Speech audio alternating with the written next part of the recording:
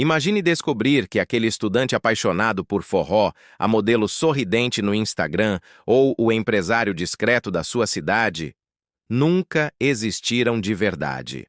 Agora imagine que essas pessoas, com nomes brasileiros, documentos válidos e histórias aparentemente comuns, eram, na verdade, agentes secretos russos, treinados para enganar o mundo inteiro. Isso não é roteiro de série, é real. E começou aqui, no Brasil. Nos últimos anos, uma rede clandestina de espionagem russa usou o território brasileiro como ponto de partida para infiltrar agentes pelo mundo.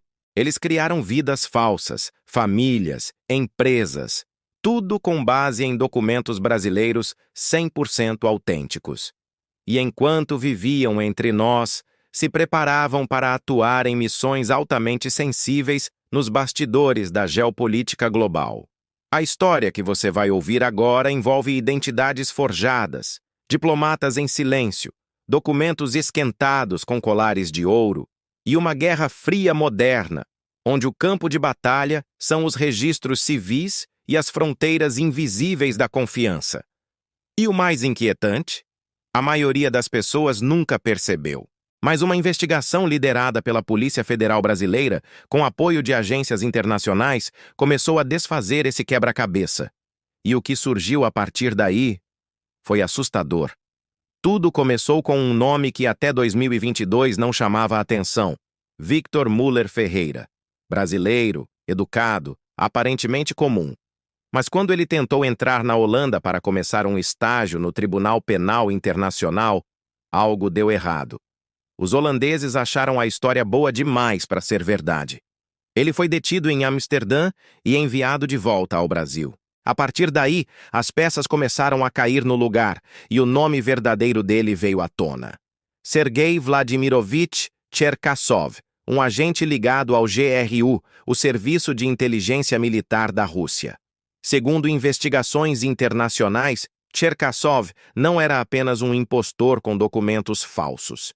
Ele era parte de uma rede global de espiões, cuidadosamente treinados para viver sob identidades falsas por anos, às vezes décadas. Mas o mais assustador? Ele quase conseguiu. Cherkassov viveu no Brasil, fez amigos, estudou, dançou forró e até tentou entrar na elite da justiça internacional em Haia. Tudo isso como um brasileiro legítimo. E por trás do disfarce havia uma missão muito mais séria do que qualquer um poderia imaginar. Mas essa prisão foi só a ponta do iceberg.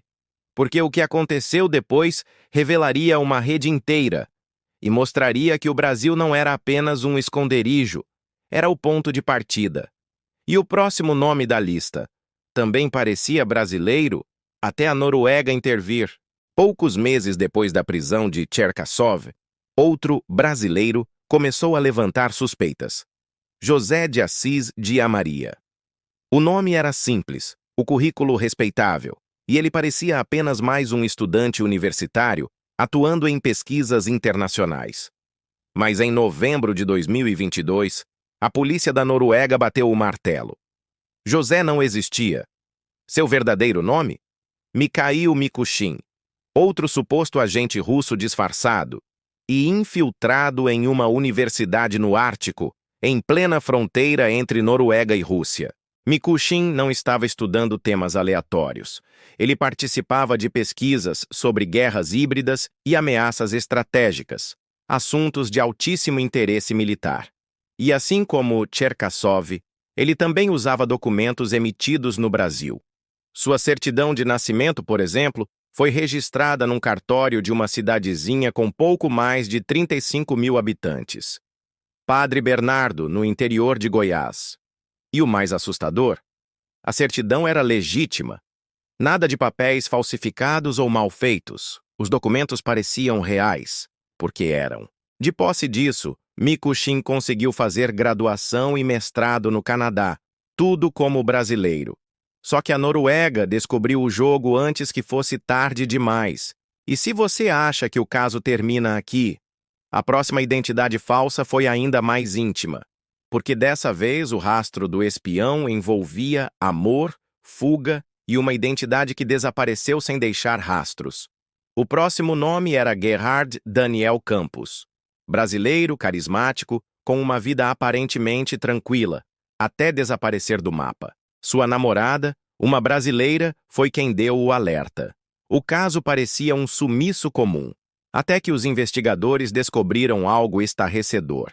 Gerhard, na verdade, era Artem Shmirev, mais um espião russo com documentos brasileiros legítimos.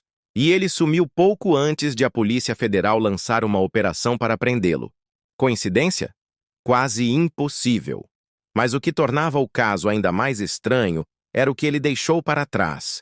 Uma empresa de impressão 3D no Rio de Janeiro, que, segundo investigadores, chegou a prestar serviços para órgãos públicos brasileiros, incluindo o Exército, a Marinha e até o Ministério da Cultura. Artem também mantinha um relacionamento com uma brasileira, só que, segundo o FBI, ele já era casado com outra espiã russa disfarçada, Irina Romanova, que usava o nome falso Maria Tsala e vivia na Grécia. Irina também desapareceu do nada. Deixou para trás sua loja, seus pertences e até o próprio gato. Investigadores acreditam que ela recebeu ordens para fugir imediatamente, possivelmente por medo de ser descoberta. Ela ainda conseguiu mandar uma última mensagem para o parceiro grego com quem se relacionava. "Estou saindo." Depois disso, sumiu. Como se nunca tivesse existido. O que esses dois casos mostram é algo que poucos imaginam sobre o trabalho de um ilegal. Os laços pessoais fazem parte do disfarce, mas também são o ponto mais frágil. E o próximo nome da lista revela o quanto esses disfarces podiam ser bem elaborados e inusitados. Imagine um empresário de joias em Brasília. Agora imagine que ele nunca existiu. Seu nome era Alexandr Andreevich Utekin, mas no Brasil se apresentava como um respeitado dono de joalheria. Um disfarce meticuloso, elegante e completamente falso. Mas não parou aí. Outra agente com documentos brasileiros se apresentava como modelo profissional. Seu nome? Maria Isabel Moresco Garcia. Jovem, bonita, ativa nas redes sociais. Parecia só mais uma influencer em ascensão. Mas por trás do filtro havia um segredo digno de filme. Ela também seria parte da teia russa de espionagem global. E o próprio Sergei Cherkassov, o espião cuja prisão revelou toda essa operação, tinha métodos ainda mais bizarros de se infiltrar. Segundo as investigações, ele chegou a frequentar aulas de forró em São Paulo e era conhecido por gostar de festas e cultura brasileira. Tudo isso para reforçar a imagem de que ele era, de fato, um brasileiro comum, mas os detalhes mais bizarros ainda estavam por vir. De acordo com o FBI, Cherkassov precisou pedir permissão aos seus superiores russos para se casar com uma mulher não treinada, ou seja, fora da rede de espionagem. "Se eu não me casar este ano, nós vamos acabar com certeza. Ela não aguenta mais", teria escrito Cherkassov em uma mensagem interceptada. Esse nível de controle mostra o quanto até a vida amorosa de um espião era gerenciada como parte da missão. Mas nada disso teria funcionado sem um ponto crítico: a facilidade com que documentos brasileiros eram obtidos. A parte mais chocante de toda essa história não está só nos disfarces, mas em como eles foram oficialmente reconhecidos pelo sistema brasileiro. Tanto Sergei Cherkassov quanto Mikhail Mikushkin usaram documentos brasileiros que não eram falsificações baratas.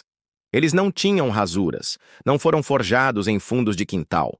Eram documentos reais, emitidos por cartórios legítimos. Cherkassov, por exemplo, tinha uma certidão de nascimento registrada em 1989, no Rio de Janeiro. Com ela, conseguiu tudo: RG, CPF, passaporte, CNH, até cartão do SUS. Já Mikushkin obteve sua certidão em Padre Bernardo, uma cidade pequena em Goiás com pouco mais de 35 mil habitantes. E o mais perturbador? Os livros do cartório confirmam. O documento é legítimo, está na ordem correta de emissão. A certidão existe no sistema. Só que ninguém sabe como ela foi parar nas mãos de um agente russo. Segundo investigadores e fontes da inteligência brasileira, isso aponta para um problema grave: os russos não falsificaram os papéis. Eles conseguiram documentos verdadeiros, emitidos dentro das regras do sistema. Em um caso, Cherkasov teria até oferecido um colar de R$ 400 para que uma funcionária de cartório o ajudasse a esquentar os documentos.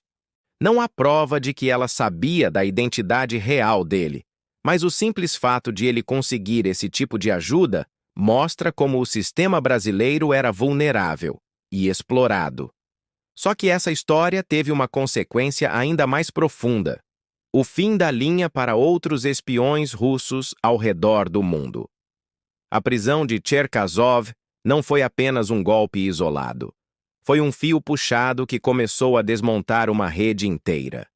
Depois que ele foi detido e sua identidade revelada, os investigadores brasileiros e seus parceiros internacionais começaram a mapear conexões. A BBC News Brasil revelou que Brasil e Uruguai agiram rápido e juntos emitiram alertas para os 196 países da Interpol.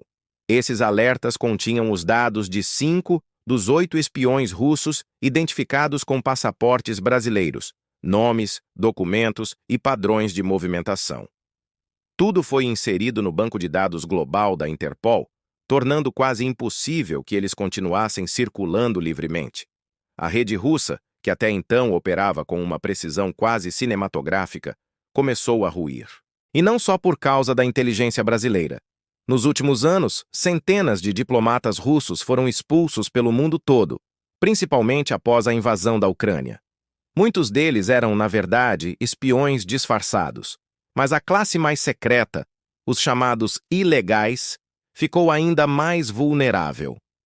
Esses agentes, como Cherkasov, vivem décadas sob identidades falsas, com empregos, famílias e amigos criados apenas para sustentar o disfarce.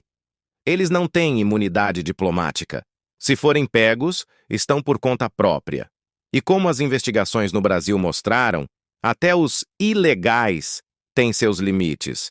Cherkasov, por exemplo, chegou a pedir permissão para se casar com uma mulher que não era do meio da espionagem, o que, segundo o FBI, mostra o controle rígido que seus superiores tinham sobre sua vida pessoal.